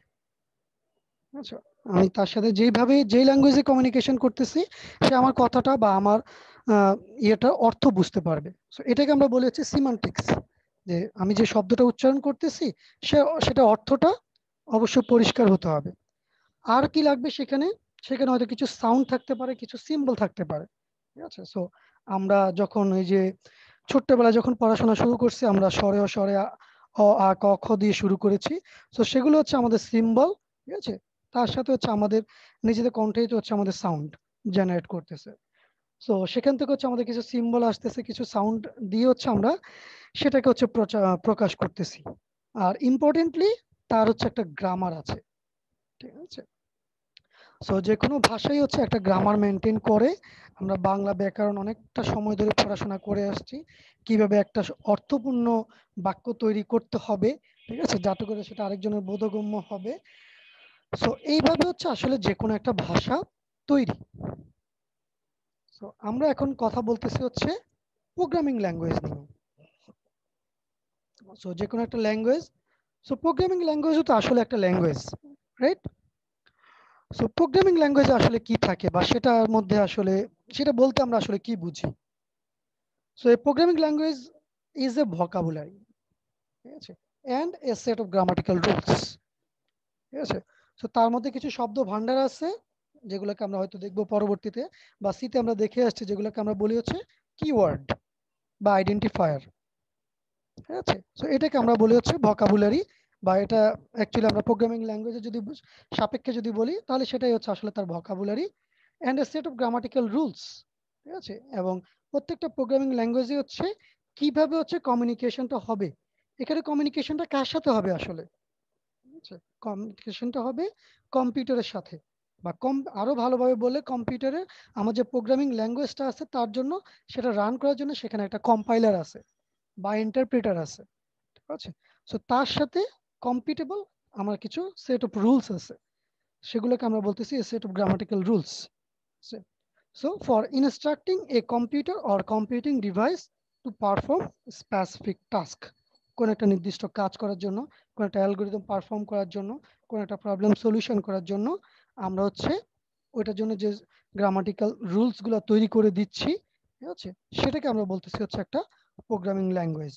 So a programming language is a vocabulary and a set of grammatical rules for instructing a computer or computing device to perform specific task. Then আমরা যদি বলার চেষ্টা করি যে প্রোগ্রামিং আসলে কি, একটু আগে বললাম প্রোগ্রামিং ল্যাঙ্গুয়েজ, প্রোগ্রামিং করাটা আসলে কি। আমাদের একটা প্রবলেম দেয়া আছে, তো সেটাকে আমরা কিভাবে প্রোগ্রামিং এর সাপেক্ষে বর্ণনা করতে পারি বা কনভার্ট করতে পারি। সো এটাকে আমরা এইভাবে চিন্তা করতে পারি যে programming is taking a problem containing a set of data and a set of functions. So programming হচ্ছে কি একটা প্রবলেম যার মধ্যে হচ্ছে কিছু ডাটা আছে এবং কিছু ফাংশন আছে, এবং সেই ডাটাগুলোর উপরে সেই ফাংশনগুলোর মাধ্যমে সেই ডাটাগুলো ব্যবহার করে ওই প্রবলেমটাকে সলভ করার একটা উপায় হচ্ছে programming. So programming is taking a problem with a set of data and a set of functions, then applying the functions to data to solve the problem. So for example আমরা এখানে যদি প্রবলেমটার কথা বলি যে আমরা কোন একটা রেক্ট্যাঙ্গেলের একটা এরিয়া বের করতে চাই, ঠিক আছে, একটা রেক্ট্যাঙ্গুলার বা একটা আয়তক্ষেত্রে আমরা ক্ষেত্রফলটা বের করতে চাই। সো এটা হচ্ছে আমার প্রবলেমটা। আয়তক্ষেত্রের ক্ষেত্রফল যদি আমরা বের করতে চাই, আমরা জানি কি আয়তক্ষেত্রের ক্ষেত্রফলের সূত্র কি, দৈর্ঘ্য ইনটু প্রস্থ, রাইট। সো তার মানে আমাদের কি লাগবে, দৈর্ঘ্য লাগবে, প্রস্থ লাগবে, ঠিক আছে। এই দুইটা তথ্য আমাদের লাগবে যেগুলোকে আমরা বলতেছি হচ্ছে ডাটা। আর এটার জন্য আমাদের কি লাগবে, একটা ফাংশন লাগবে যে আসলে ওই দুইটা মাল্টিপ্লিকেশন করে রেজাল্ট আমাদেরকে তৈরি করে দেবে। সো এটাকে আমরা বলতেছি হচ্ছে ফাংশন। সো আমাদের কিছু ডাটা আছে যেটা আমরা হচ্ছে লেন্থ এবং উইথ এই দুইটা সাপেক্ষে পাচ্ছি, আর হচ্ছে আমাদের একটা ফাংশন লাগবে যে হচ্ছে ওই দুইটা ইনফরমেশনের মাল্টিপ্লিকেশন করে তার আউটপুটটা আমাদেরকে দেবে। সো এই ফাংশনটার মধ্যে হচ্ছে আমরা ওই ডাটাটাকে দেব, সে হচ্ছে ওই ডাটাটাকে নিয়ে তার মাল্টিপ্লিকেশন করে আমাকে হচ্ছে আউটপুটটা দেবে। এই আউটপুটটাই হচ্ছে আমাদের ওই রেক্ট্যাঙ্গেলটার এরিয়া। সো এরিয়াটাই কিন্তু আমরা অ্যাকচুয়ালি বের করতে চাচ্ছিলাম, ঠিক আছে। সো এই জন্য আমরা যেটা বলার চেষ্টা করতেছি যে আমরা হচ্ছে প্রোগ্রামিং করতেছি কি আসলে যে কোনো একটা প্রবলেমকে নিচ্ছি, যে প্রবলেমটা আসলে কিছু ফিচার আছে, ফিচার বলতে কি বোঝাচ্ছি, তার কিছু ডাটা থাকবে এবং কিছু ফাংশন থাকবে। সো ওই ফাংশনগুলোকে আমরা ব্যবহার করব ওই ডাটার উপরে কি কাজ করার জন্য, ওই পার্টিকুলার প্রবলেমটাকে সলভ করার জন্য।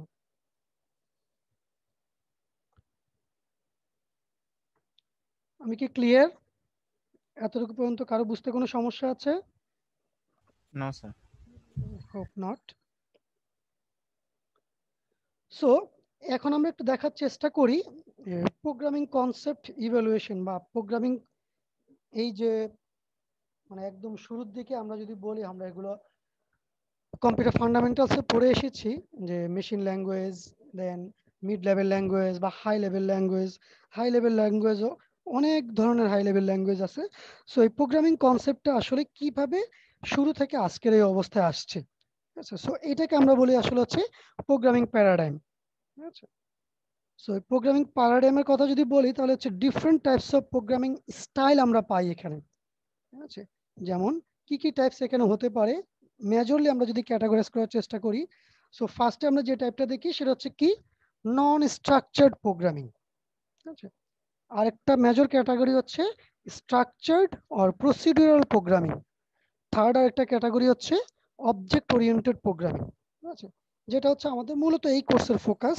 এর বাইরেও আমরা আরো অন্যান্য যে ক্যাটাগরিগুলো পাই, যে একটা হচ্ছে non structured, then procedural or structured, and third one is object oriented.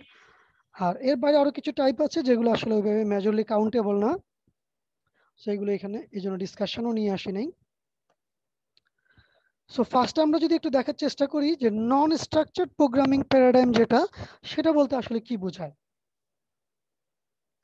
So non structured programming এর মধ্যে সাধারণত the codes are written in single continuous program, ঠিক আছে, মানে এক লাইনের পর এক লাইন একটা কন্টিনিউয়াস ফ্লোতে আমাদের পুরো প্রোগ্রামটাকে লেখা হয়। এবং এখানে সাধারণত দেখা যায় যে lines may be numbered or label, ঠিক আছে, যাতে করে হচ্ছে আমি যে কোনো সময় হচ্ছে যে কোনো লাইনে হচ্ছে মুভ করতে পারি বা জাম্প করতে পারি। এখানে যে কথাটা বলা হচ্ছে allows control flow to jump to any line, ঠিক আছে। সো এই জন্য যেহেতু এক লাইনের পর এক লাইন কন্টিনিউয়াসলি আমি হচ্ছে লাইন বাই লাইন প্রোগ্রামটাকে লিখে যাচ্ছি, এখানে লাইনগুলোকে সাধারণত হচ্ছে আমরা কোনো লেভেল বা নাম্বার দিয়ে হচ্ছে লেভেলিং করার চেষ্টা করি যাতে করে আমরা যে কোনো সময় যে কোনো লাইনে যেতে পারি। বাট ইম্পর্টেন্টলি এত লম্বা যখন বড় প্রোগ্রাম হয় সেটা আসলে দেখা যায় যে হার্ডলি রিডেবল হয়ে যায়, মানে পড়া খুবই কষ্টকর হয়ে যায়। এক্সাম্পল হচ্ছে একদম প্রথম দিকে যে বেসিক প্রোগ্রামিং ল্যাঙ্গুয়েজ যেটা, আচ্ছা একটা ছোট্ট একটা কোড এক্সাম্পল আমি এখানে দেখানোর চেষ্টা করতেছি, ঠিক আছে। একদম বেসিক প্রোগ্রামিং যেটা যদি খেয়াল করেন তাহলে দেখবেন যে CLS print print print print CLS ইন্ড print.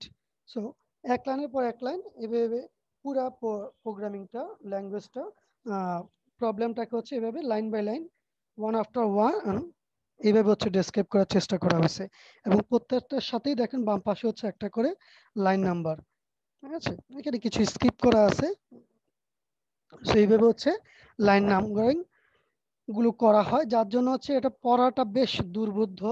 যে আমি যদি এটাকে বোঝার চেষ্টা করি যে এখানে কি প্রবলেমটাকে সলভ করা হয়েছে, এটা বোঝাটা বেশ টাফ। এবং এই জন্যই বলা হচ্ছে difficult to maintain code as size of the program increases. So program সাইজটা যত বাড়বে এটা তত বেশি কষ্টকর হয়ে যাবে মেনটেন করার জন্য, ঠিক আছে।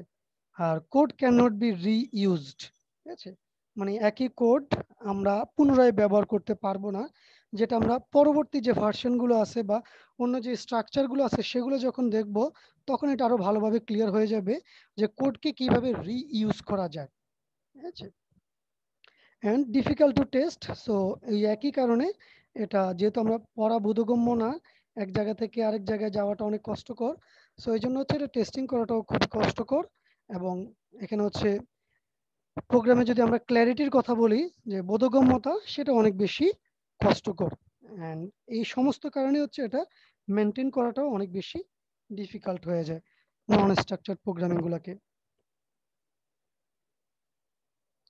সেকেন্ড যে প্রোগ্রামিং প্যারাডাইমটা আছে সেটা হচ্ছে structured or procedural programming. So এইখানে মূল মেকানিজমটা যেটা বা যেভাবে হচ্ছে প্রোগ্রামগুলোকে তৈরি করা হয়, so program is divided into smaller subtask or modules, ঠিক আছে। সো আমরা এক একটা প্রোগ্রামকে ছোট ছোট ভাগে ভাগ করে ফেলি, ঠিক আছে, যেগুলোকে আমরা বলতেছি হচ্ছে সাবটাস্ক অর মডিউল অর ফাংশন, ঠিক আছে। সো আমরা আগে এক্সাম্পলটা দেখার চেষ্টা করি, যেমন এখানে যেটা বলা হচ্ছে যে এক্সাম্পলটা হচ্ছে সি। সো আমরা এখন মাথায় নিয়ে নিতে পারি যে আমরা যে সি প্রোগ্রামিং ল্যাঙ্গুয়েজটা করে আসছি সেটার সাপেক্ষে এখন জিনিসটাকে ম্যাপ করার চেষ্টা করি, ঠিক আছে। তো এই জন্য এক্সাম্পলটার কথা বললাম। সো এইখানে আমরা কি কাজ করি, প্রোগ্রামগুলোকে ছোট ছোট ভাগে ভাগ করে ফেলি, মানে একটা প্রোগ্রামের মধ্যে অনেকগুলো ফাংশন থাকে, এক একটা ফাংশন এক একটা পার্টিকুলার কাজ করে থাকে। এটাকে আমরা বলতেছি হচ্ছে পুরো প্রোগ্রামটাকে আমরা অনেকগুলো ছোট ছোট সাবটাস্ক বা মডিউলে ভাগ করে ফেলি, এবং এটা কারণে হচ্ছে আমাদের কোডের মডিউলারিটি বেড়ে যায় বা হচ্ছে আমাদের প্রোগ্রামটাকে রিইউজেবল করা যায়, ঠিক আছে। ঠিক সেম পারপাসে হচ্ছে বা সেম কারণে হচ্ছে এটা কমপ্লেক্সিটি অনেক কমে যায় এবং কোডটাকে আমরা ম্যানেজ করাটা ইজিয়ার হয়ে যায়। এবং control flow between modules can be defined in a structured manner, মানে আমাদের কোন ফাংশন পরে কোন ফাংশনটা এক্সিকিউট হবে, কোন কোডিং অংশটার পরে কোন কোডিং অংশটা এক্সিকিউট হবে, এই সবগুলোই কিন্তু আমরা মেইন ফাংশন থেকে কন্ট্রোল করতে পারি, ঠিক আছে। এবং প্রত্যেকটা মডিউল থেকেই কিন্তু আমরা চাইলে আলাদাভাবে ইনপুট এবং আউটপুট নিতে এবং দিতে পারি।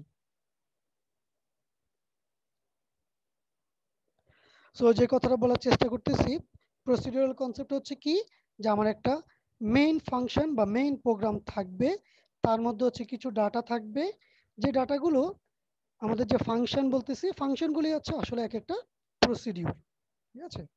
সেই প্রত্যেকটা প্রসিডিউর দেখা যাচ্ছে এই ডাটাগুলোকে ব্যবহার করতেছে, মেইন ফাংশন একটা পর একটা প্রসিডিউরকে কল করতেছে, দেখা যাচ্ছে ফার্স্টে প্রসিডিউর 1 কে কল করলো, তারপরে প্রসিডিউর 2 কে কল করলো, প্রসিডিউর 2 আবার দেখা যাচ্ছে প্রসিডিউর 1 এর কোনো একটা ডাটা নিয়ে কাজ করতেছে, মেইন ফাংশনের যে ডাটা আছে সেখান থেকে হয়তো কোনো ডাটা নিয়ে সে কাজ করতেছে, আবার প্রসিডিউর 2 এর কাজ শেষ হওয়ার পরে দেখা গেল মেইন ফাংশন প্রসিডিউর 3 কে কল করলো।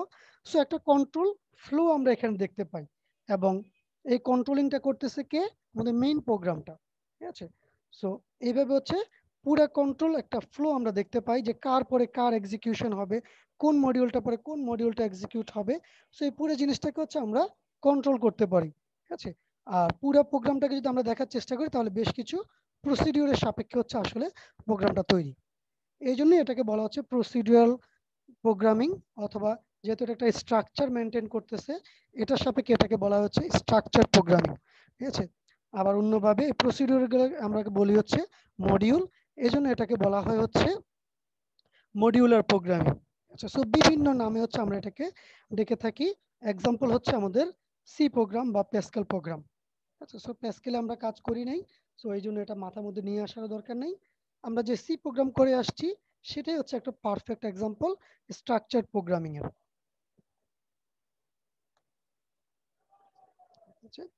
সো এই প্রসিডিউরালি আরো কিছু এক্সাম্পল জিনিসটাকে ইয়ে করার জন্য, যে আমরা যে ফাংশনের কথা বললাম,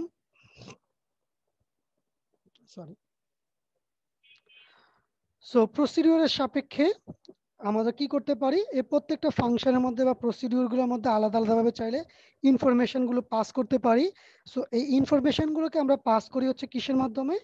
আর্গুমেন্টের মাধ্যমে, ঠিক আছে। সো আর্গুমেন্টের মাধ্যমে, আর্গুমেন্ট কি আমরা কি জানি?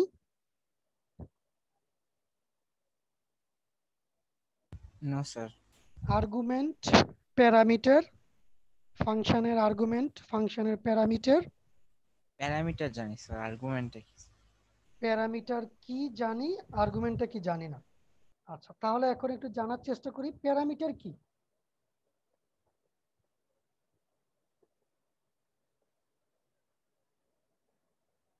কেউ বলতে পারবো প্যারামিটার কি? ফাংশনের প্যারামিটার।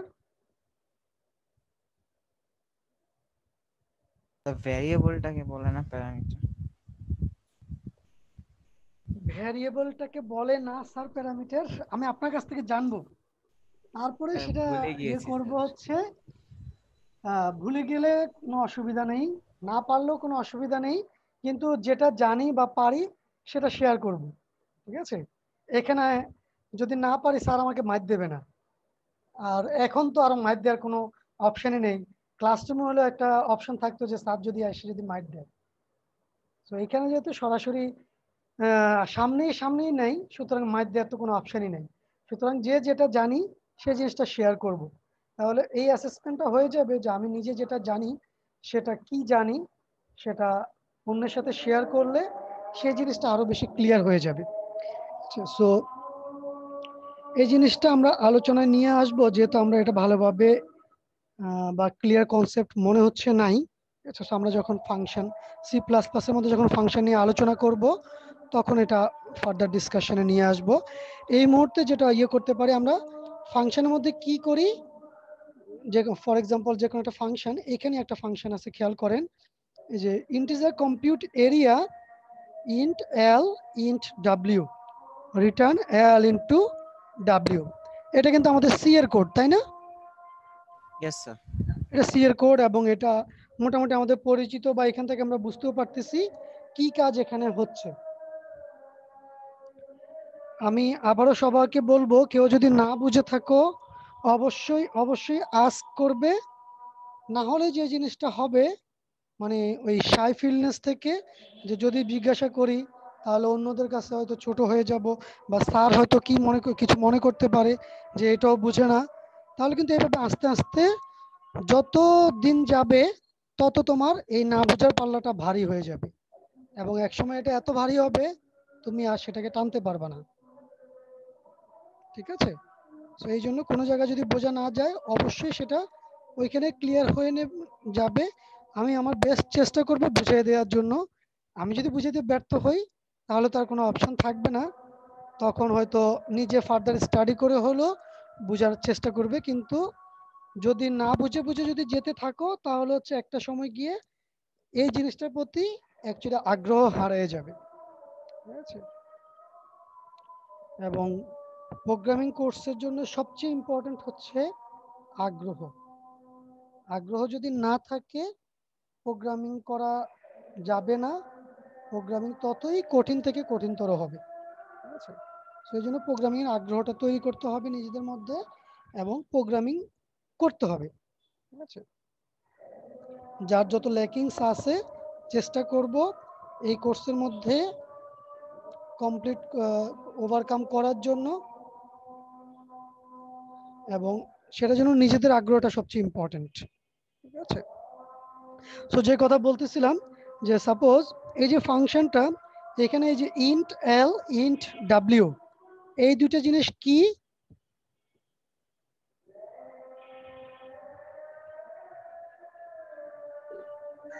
ইন্ট এল ইন্ট ডাব্লিউ এই দুটো জিনিস কি আমরা কি জানি? স্যার দুটো ভেরিয়েবল স্যার, ইন্টিজার টাইপের ভেরিয়েবল, ইন্টিজার টাইপের ভেরিয়েবল। কি কাজ করে ওরা? স্যার প্যারামিটার হিসেবে কাজ করে না? সো এই দুটাকে আমরা বলতেছি হচ্ছে ফাংশনের প্যারামিটার, ঠিক আছে? এই দুটো হচ্ছে আমাদের প্যারামিটার হিসেবে এই ফাংশনটার মধ্যে কাজ করতেছে। মানে আসলে কি কাজ করে, আমি এখানে একটা ফাংশন ডিফাইন করছি যেটা দুইটা জিনিস দুইটা ইনপুট আমার লাগবে, এই জন্য একটা হচ্ছে লেন্থ, এল দিয়ে আমরা বুঝতেছি যে লেন্থের ইনফরমেশনটা নেবে, আর ডব্লিউ দিয়ে হচ্ছে উইথের ইনফরমেশনটা নেবে, এবং এই দুইটার ইনফরমেশন নিয়ে সে মাল্টিপ্লিকেশন করে আউটপুটটা আমাদেরকে জেনারেট করবে।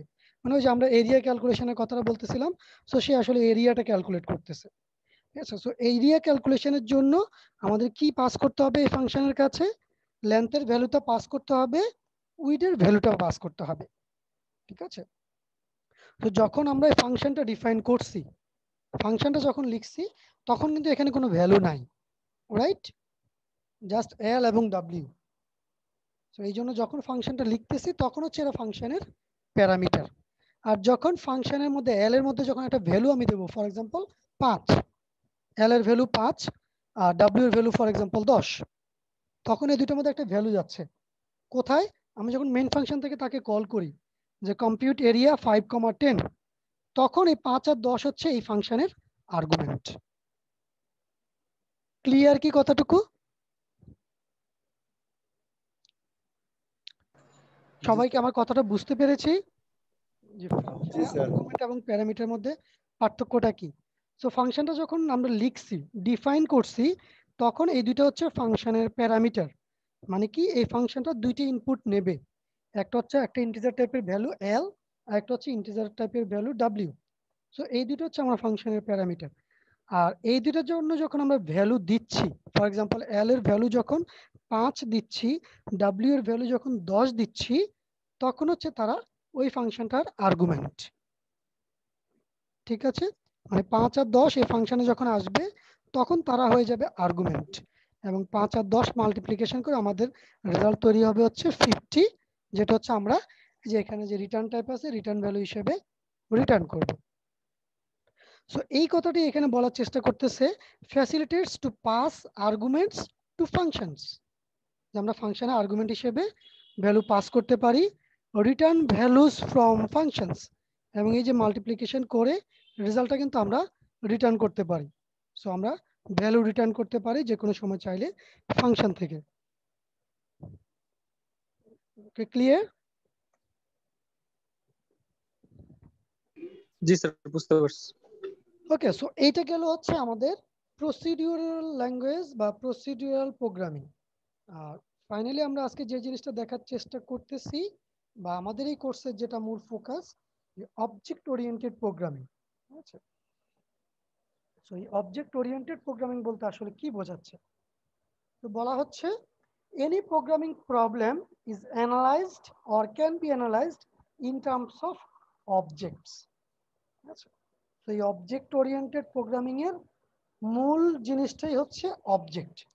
আমাদেরকে অবজেক্ট জিনিসটা কি সেটা বুঝতে হবে। সো বলা হচ্ছে objects contain data and code to manipulate that data. অবজেক্টগুলোর মধ্যে আমাদের কি থাকবে? অবজেক্টগুলোর মধ্যে আমাদের থাকবে হচ্ছে ডাটা, এবং সেই ডাটাগুলোর উপর কাজ করার জন্য কিছু ফাংশন বা মেথড, ঠিক আছে, যেটাকে আমরা বলতেছি code to manipulate that data. So each object contain data and code to manipulate that data. And এগুলো হচ্ছে জেনারেল কথাবার্তা আর কি আসলে। So useful for development of enterprise applications. So আমরা যত রিয়েল ওয়ার্ল্ড অ্যাপ্লিকেশনস গুলো দেখি, ঠিক আছে, সো সেগুলো সবই আসলে এই জাতীয় কোনো একটা অবজেক্ট ওরিয়েন্টেড প্রোগ্রামিং ল্যাঙ্গুয়েজ দিয়ে হচ্ছে আসলে তৈরি করা। সেটা দেখা যায় যে সি প্লাস প্লাস বা কোনো ক্ষেত্রে জাভা, ঠিক আছে। সো এই টাইপের প্রোগ্রামিং ল্যাঙ্গুয়েজ দিয়েই হচ্ছে আসলে বড় বড় যে সমস্ত অ্যাপ্লিকেশনগুলো আমরা দেখি বা এন্টারপ্রাইজ অ্যাপ্লিকেশনগুলো দেখি সেগুলোকে ডেভেলপ করা। তাহলে সি প্রোগ্রামিংগুলো কোথায় করি? সো ছোট ছোট প্রোগ্রামগুলো সলভ করার জন্য হচ্ছে আমরা সাধারণত সি প্রোগ্রামিংটাকে ব্যবহার করি। বাট সবসময় আমাদের মাথায় রাখতে হবে সি হচ্ছে আমাদের, যেটা প্রথমেই বললাম, যে কোনো একটা প্রোগ্রামিং ল্যাঙ্গুয়েজের বেস। সি বুঝতে পারলে আমরা অন্যান্যগুলোকে বোঝাটা সহজ হয়ে যায়। আর অবজেক্ট ওরিয়েন্টেড প্রোগ্রামিং এর জন্য বেশ কিছু ফিচার আছে আলাদাভাবে, যেটা বলা হচ্ছে has features for data security, code reuse and maintainability. ঠিক আছে, সো প্রত্যেকটা টার্ম এখানে ইম্পর্টেন্ট। ডাটা সিকিউরিটি, সো আমরা একটু আগে যে ইয়েটা দেখতেছিলাম মেইন প্রোগ্রামটা, একটু খেয়াল করে যদি দেখি মেইন প্রোগ্রামের সাথে যে ডাটাটা আছে প্রত্যেকটা প্রসিডিউর এই ডাটাটাকেই ব্যবহার করতেছে।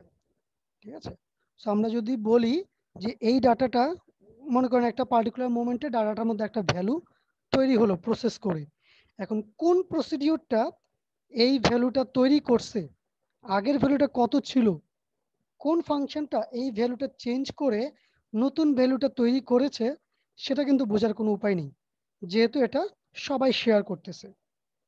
আমার কথাটা কি বোঝা যাচ্ছে আমি কি বোঝানোর চেষ্টা করতেছি? ফর এক্সাম্পল,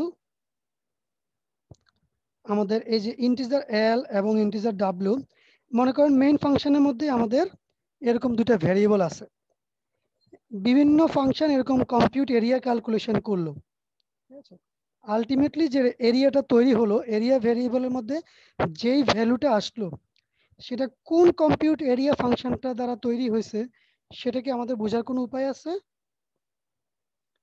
সেটা বোঝার কোনো উপায় নেই। ঠিক আছে, কেননা সবাই ওই সেম কম্পিউট এরিয়া ফাংশনটাকে ব্যবহার করছে, যার জন্য হচ্ছে এখানে ডাটা কোনো সিকিউরিটি থাকে না। বাট আমাদের এই অবজেক্ট ওরিয়েন্টেড প্রোগ্রামিং এর ক্ষেত্রে এই ডাটাটাকে হচ্ছে আমরা আলাদাভাবে হচ্ছে সিকিউরিটি প্রোভাইড করতে পারি। তার কারণ কি, প্রত্যেকটা অবজেক্টের জন্যই হচ্ছে ডাটাটা আলাদা। ঠিক আছে, আমরা যেটা পরবর্তীতে বুঝতে পারবো আরো ভালোভাবে, বলা হচ্ছে ডাটার জন্য, এবার যেহেতু প্রত্যেকটা অবজেক্টের জন্য ডাটা আলাদা, এই জন্য তার জন্য আমরা আলাদাভাবে সিকিউরিটি প্রোভাইড করতে পারি। কে ডাটাটা অ্যাক্সেস করতে পারবে সেটা ডিফাইন করে দিতে পারি। আর এখানে যে কোডটা আছে এই কোডটাকে হচ্ছে চাইলে প্রত্যেকটা অবজেক্ট আলাদা আলাদাভাবে ব্যবহার করতে পারবে। এই জন্য বলা হচ্ছে কোড রিইউজ করা যায়, অ্যান্ড এটাকে এই জন্য মেনটেন করাটাও খুব ইজিয়ার। এক্সাম্পল তো আমরা যেটা করতেছি সেটা, সো অবজেক্ট ওরিয়েন্টেড প্রোগ্রামিং এর আরো কিছু ইনফরমেশন আমাদের যেগুলো জানা লাগবে। সো অবজেক্ট ওরিয়েন্টেড প্রোগ্রামিং এর ক্ষেত্রে যে কোনো একটা প্রোগ্রাম আমরা কি করি, যে কোনো একটা প্রোগ্রামকে ছোট ছোট ভাগে ভাগ করে ফেলি এবং প্রত্যেকটাকে আমরা বলি হচ্ছে এক একটা অবজেক্ট। ঠিক আছে, বা প্রোগ্রাম যেটা, এটাই হচ্ছে আসলে একটা অবজেক্ট। প্রত্যেকটা অবজেক্ট হচ্ছে ওই সেম ইনস্ট্যান্সটাকে আসলে কপি করে তাদের নিজেদের মতো করে হচ্ছে তৈরি করে নেয়।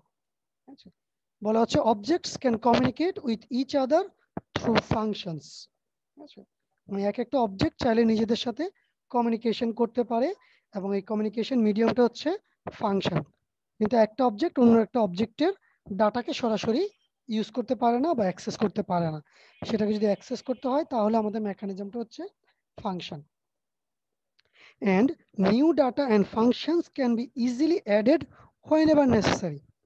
সো আমরা এই মেকানিজমে যে কোনো একটা অবজেক্টের মধ্যে তার জন্য আলাদাভাবে ডাটা অ্যাড করতে পারি এবং ফাংশন অ্যাড করতে পারি যখন প্রয়োজন, যেটা হয়তো অন্য একটা অবজেক্টের সাথে থাকবে না বা পার্থক্য তৈরি করে দেবে। কিরকম আসলে জিনিসটা যেটা বলার চেষ্টা করতেছি, সো যে কোনো একটা প্রোগ্রাম যদি বলার চেষ্টা করি, এই প্রোগ্রামটার মধ্যে আসলে কি আছে, অনেকগুলো অবজেক্ট আছে। এক একটা অবজেক্টের মধ্যে কি আছে, কিছু ডাটা আছে আর আছে কিছু ফাংশন, মানে এই ডাটাগুলোর উপরে কাজ করার জন্য বা প্রসেসিং করার জন্য কিছু ফাংশন। ঠিক আছে, যেটা এই পুরো বক্সটার মধ্যে আমরা বোঝানোর চেষ্টা করতেছি। এভাবে প্রত্যেকটা অবজেক্টের মধ্যেই সেম। ঠিক আছে, সো চাইলে হচ্ছে আমাদের অবজেক্ট ওরিয়েন্টেড প্রোগ্রামিং এর ক্ষেত্রে যে কোনো একটা অবজেক্ট অন্য যে কোনো অবজেক্টের সাথে হচ্ছে কমিউনিকেশন করতে পারে তার কাছে যে ইনফরমেশনটা আছে সেটা অন্য একটা অবজেক্ট ব্যবহার করতে পারবে, ঠিক আছে। বাট যদি কোনো ডাটা যদি ব্যবহার করতে হয় তাহলে সেটা অবশ্যই প্রপার অ্যাক্সেস মেকানিজম বা অ্যাক্সেস ফাংশনের মাধ্যমে হচ্ছে অ্যাক্সেস করতে পারবে। So objects of the program interact by sending messages to each other. মানে হচ্ছে যখনই একজন আরেকজনের সাথে কমিউনিকেশন করতে চায় তখনই হচ্ছে আমরা আসলে ব্যবহার করব হচ্ছে কি মেসেজ, বা এই মেসেজ সেন্ডিংটা হয়ে থাকে থ্রু ফাংশন। আচ্ছা, এখন চলে আসি অবজেক্টের সাথে রিলেটেড আরেকটা ইম্পর্টেন্ট টার্মিনোলজি হচ্ছে ক্লাস। ঠিক আছে, সেই অবজেক্ট তৈরি করি হচ্ছে আমরা আসলে ক্লাস থেকে। আচ্ছা, সো আমরা অবজেক্ট ওরিয়েন্টেড প্রোগ্রামিং এর ক্ষেত্রে যেটা বললাম যে আমাদের পুরো প্রোগ্রামটা আসলে অনেকগুলো অবজেক্টে বিভক্ত। এই অবজেক্টগুলো আমরা পাই হচ্ছে কোথা থেকে? ক্লাস থেকে। ঠিক আছে, সো এখন দেখার চেষ্টা করি আসলে ক্লাসটা কি। সো বলা হচ্ছে a class is a user defined data type and an object is a variable of that data type. So এই লাইনটা বুঝতে পারাটা আমাদের অবজেক্ট ওরিয়েন্টেড প্রোগ্রামিং এর জন্য খুবই খুবই খুবই গুরুত্বপূর্ণ। এই কথাটা বোঝাটা বা এটা বুঝতে পারি কিনা, বলা হচ্ছে a class is a user defined data type. আগে এটুকু বোঝার চেষ্টা করি, ইউজার ডিফাইন্ড ডাটা টাইপ বলতে কি বোঝাচ্ছে, ডাটা টাইপ কি আমরা জানি কিনা, আমরা কি কি ডাটা টাইপকে চিনি।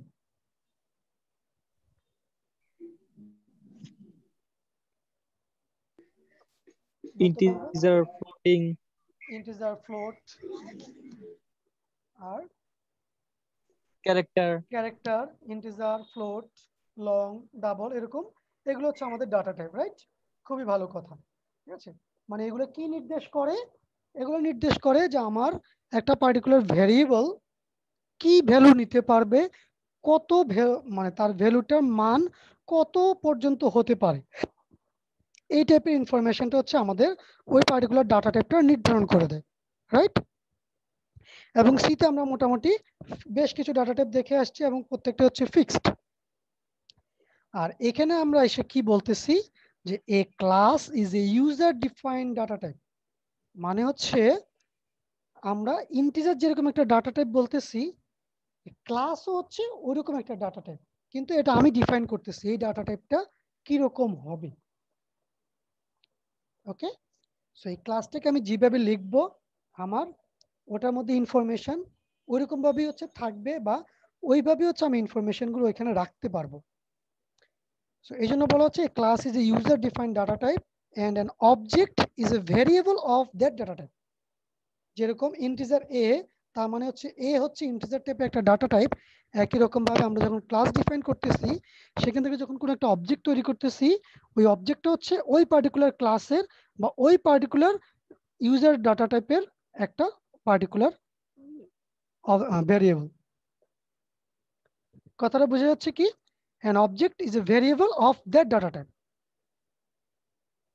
So class define the data and code that should be included in each object of that class. So class define the data and code. So এই ক্লাসটার মধ্যে অ্যাকচুয়ালি আমরা হচ্ছে ওই ডাটাটাকে রাখার চেষ্টা করি এবং তার করসপন্ডিং কোডটাকে রাখার চেষ্টা করি, যেটা দিয়ে হচ্ছে আমার একটা পার্টিকুলার অবজেক্ট কাজ করবে, বা একটা পার্টিকুলার অবজেক্টের মধ্যে যেই ডাটা এবং যেই কোডটা থাকবে সেটা আসলে আমরা লেখার চেষ্টা করি বা তৈরি করার চেষ্টা করি হচ্ছে কোন একটা ক্লাসের মধ্যে।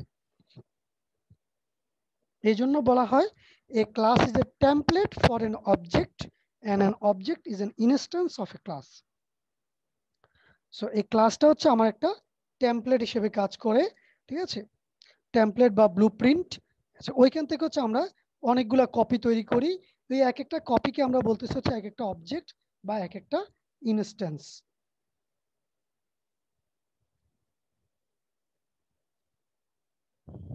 কথা বোঝা গেল? আমরা যখন এক্সাম্পলে যাব হয়তো বাকি অংশটুকু আমরা ক্লিয়ার করতে পারবো। এখন জাস্ট হচ্ছে আমরা একটু থিওরিটিক্যাল আন্ডারস্ট্যান্ডিং নেওয়ার চেষ্টা করতেছি।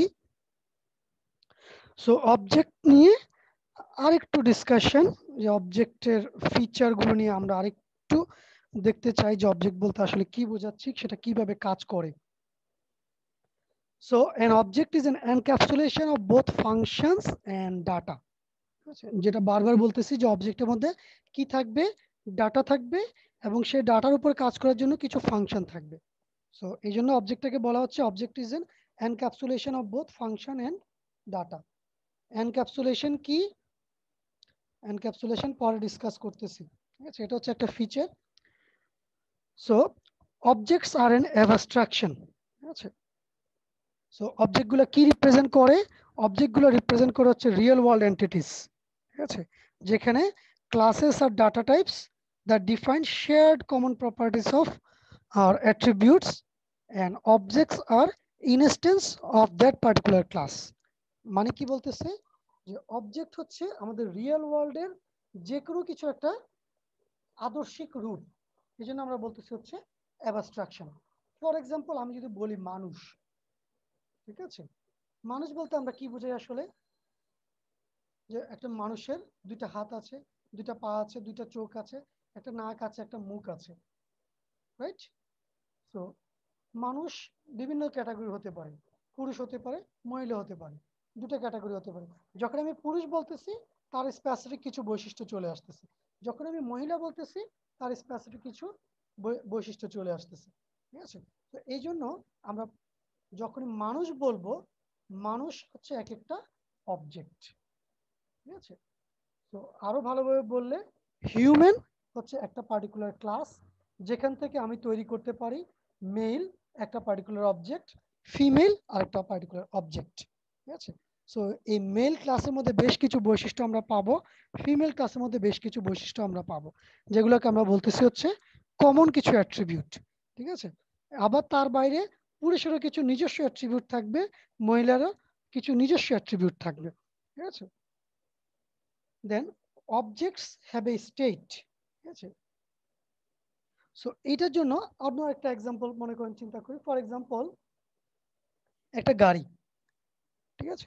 সো একটা গাড়ি যদি আমি চিন্তা করি, একটা গাড়ি হচ্ছে একটা পার্টিকুলার অবজেক্ট। এই গাড়ির কি আছে? ইঞ্জিন আছে, বডি আছে, ঠিক আছে, চাকা আছে। সো অনেকগুলো এরকম অ্যাট্রিবিউট নিয়ে গাড়িটা তৈরি। সো যে কোনো একটা গাড়ি হচ্ছে একটা পার্টিকুলার অবজেক্ট। এখন এরকম অনেকগুলো অবজেক্ট হতে পারে বিভিন্ন মডেলের উপর ভিত্তি করে। ফর এক্সাম্পল আমি বলতে পারি BMW একটা পার্টিকুলার টাইপের গাড়ির অবজেক্ট, আবার বলতে পারি এলিয়ন একটা পার্টিকুলার গাড়ির টাইপের অবজেক্ট, ফেরারি একটা পার্টিকুলার গাড়ির টাইপের অবজেক্ট, যেগুলো কিন্তু কমন বৈশিষ্ট্য, তার প্রত্যেকেরই চাকা আছে, ইঞ্জিন আছে, চ্যাসিস আছে, বডি আছে, কিন্তু তাদের মধ্যে আবার কিন্তু বেশ কিছু পার্থক্যও আছে। মনে করুন স্পিড, ফেরারির স্পিড আর বিএমডাব্লিউর স্পিড আর আমার ওই টয়োটা এলিয়নের স্পিড, হিউজ ডিফারেন্স হয়ে যাবে তাদের স্পিডের অ্যাট্রিবিউটের মধ্যে। কথাটা বুঝে যাচ্ছে?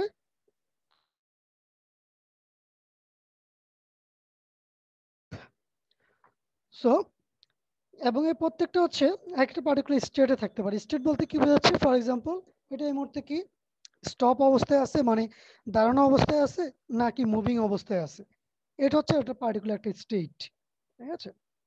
নাকি গাড়িটা নষ্ট হয়ে আছে, এটা হচ্ছে একটা পার্টিকুলার স্টেট, যেটা হচ্ছে it must have a value at a particular time.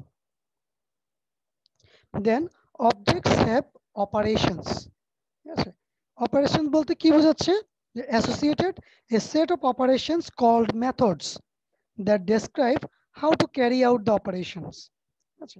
এই মেথডে আসলে হচ্ছে আমাদের এক একটা ফাংশন বা প্রসিডিউর, ঠিক আছে? সো এই প্রসিডিউর গুলো হচ্ছে আমরা কি করে থাকি, ওই পার্টিকুলার ডাটাগুলো নিয়ে হচ্ছে আমরা এটাকে বিভিন্ন ধরনের অপারেশন করে থাকি বা প্রসেসিং করে থাকি, যেটা দিয়ে হচ্ছে আমরা ওই পার্টিকুলার অবজেক্টের বিভিন্ন স্টেট চেঞ্জ করি, বিভিন্ন অ্যাট্রিবিউট চেঞ্জ করি বা বিভিন্ন ধরনের বিহেভিয়ার চেঞ্জ করি, ঠিক আছে? সো এটাকে আমরা বলতেছি হচ্ছে বিভিন্ন ধরনের অপারেশন বা অপারেশনগুলো পারফর্ম করার জন্য হচ্ছে বিভিন্ন ধরনের method. Then objects have messages. So messages কি? আমরা এর আগেও ইয়ের সময় বলে আসছি যে যখনই কোনো একটা অবজেক্ট অন্য একটা অবজেক্টের সাথে যখন কমিউনিকেশন করতে চাইবে, তখনই হচ্ছে তাদের মধ্যে একটা মেসেজ পাসিং মেকানিজম দরকার হবে, কারণ একটা অবজেক্ট নর্মালি অন্য একটা অবজেক্টের সাথে কমিউনিকেশন করতে পারবে না। যদিও এক একটা অবজেক্ট যেটা বললাম যে হিউম্যান অবজেক্ট বা মেল ফিমেল অবজেক্ট যখন আমি বলবো তখন কিন্তু তাদের মধ্যে শেয়ার্ড কিছু ইনফরমেশন আছে। সো তারা ওই কমন ইনফরমেশনগুলো শেয়ার করতে পারে, ঠিক আছে। আর তাদের পার্টিকুলার যে বৈশিষ্ট্যগুলো আছে তারা সেগুলো নিজস্ব বৈশিষ্ট্য হিসেবে আলাদা থাকবে বা স্পেসিফিক থাকবে। আর কমন যে বৈশিষ্ট্যগুলো আছে সেগুলো একে অন্যের সাথে শেয়ার করতে পারে। আর এই শেয়ার করার মিডিয়ামটাই হচ্ছে মেসেজ পাসিং মেকানিজম, ঠিক আছে। So request an object to carry out one of its operation by sending it a message. So এই মেসেজ পাসিং করে হচ্ছে আমরা একটা অবজেক্টের যে কোনো একটা পার্টিকুলার মেকানিজমকে অন্য একটা অবজেক্টের অন্য একটা পার্টিকুলার মেকানিজম বা মেথড ওই পার্টিকুলার মেথডটাকে সরাসরি ব্যবহার করতে পারে। So message are means by which we exchange data between object. আচ্ছা, অন্যভাবে যদি বলি যে একটা অবজেক্টের ডাটা অন্য একটা অবজেক্টে কিভাবে পাঠাবো, সেটাই হচ্ছে আমাদের অবজেক্টের মেসেজ পাসিং।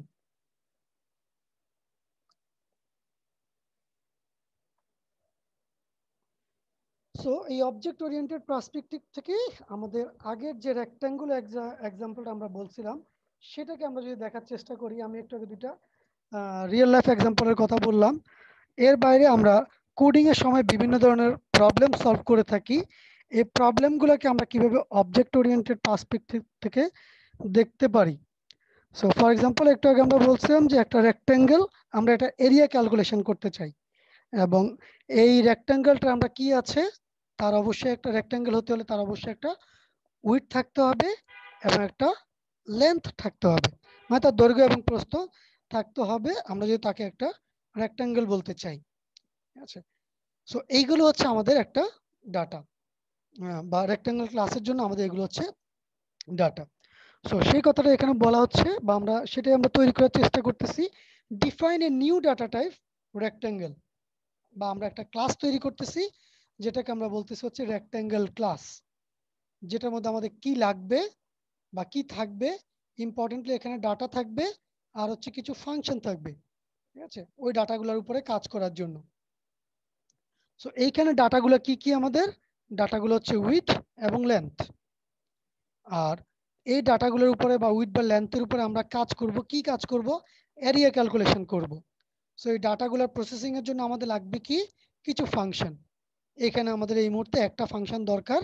সো আমরা এখানে একটা ফাংশন ডিফাইন করতেছি যেটা হচ্ছে এরিয়া। ওকে, সো এইটা দিয়ে হচ্ছে আমরা নতুন একটা ডাটা টাইপ তৈরি করতেছি বা নতুন একটা ক্লাস তৈরি করতেছি।